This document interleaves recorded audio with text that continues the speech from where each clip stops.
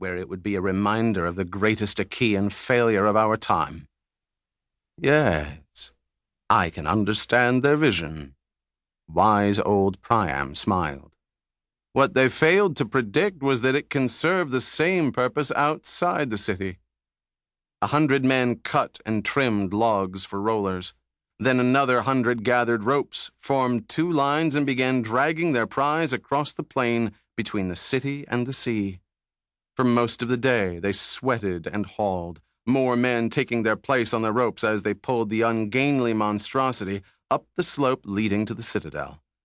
Late in the afternoon, the effort ended, and the great effigy stood before the city's main gate.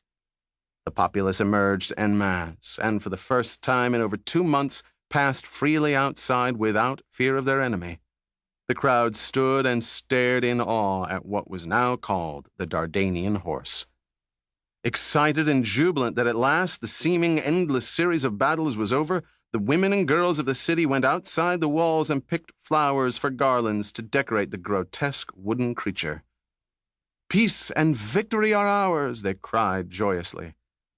But Priam's daughter, Cassandra, who was thought to be mentally unbalanced because of her dire predictions and foresight into future events, cried, "Don't you see? It's a trick." The bearded priest Laocoon agreed. "You are beguiled by rapture. You are fools to trust Achaeans offering gifts." Laocoon reeled back and with a mighty heave threw his spear into the belly of the horse. The spear pierced the wood up to its shaft and quivered. The crowd laughed at the crazy display of skepticism. "Cassandra and Laocoon are mad. The monster is harmless. Nothing more than boards and logs tied together." "Idiots," said Cassandra. "Only a fool would believe Sinon the Achaean." A warrior stared her in the eyes. "He says because it now belongs to Ilium, our city will never fall." "He's lying." "Can you not accept a blessing from the gods?" "Not if it came from the Achaeans," said Laocoon, pushing his way through the milling throng and striding angrily to the city. There was no reasoning with the happy mob. Their enemy was gone. To them, the war was over. Now was the time for celebration. The 2 skeptics were ignored in the euphoria that swept the crowd. Before an hour passed, their curiosity waned, and the people launched a great feast to celebrate their triumph over their Achaean foe. Music from flutes and pipes soared within the citadel walls. Song and dance swept every street. Wine flowed through the houses like streams down a mountain. Laughter rang as they lifted and drained their goblets.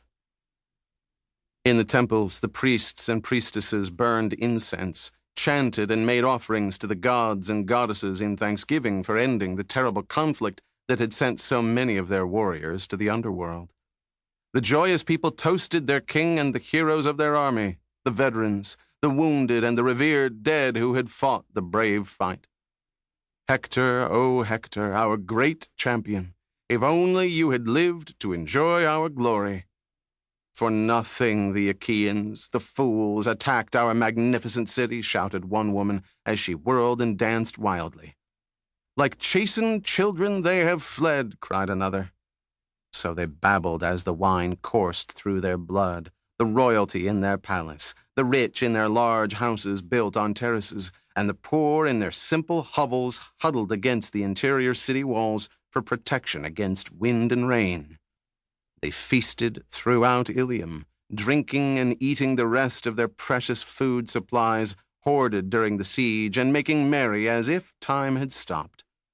By midnight, the drunken orgy subsided, and old King Priam's subjects fell into a deep sleep, their befogged minds at peace for the first time since the hated Achaeans had laid siege to their city. Many wanted to leave the great gate open as a symbol of victory, but saner minds prevailed, and the gate was closed and bolted. They had erupted out of the north and east 10 weeks before, sailing across the green sea in hundreds of ships before landing in the bay surrounded by the great Ilium plain.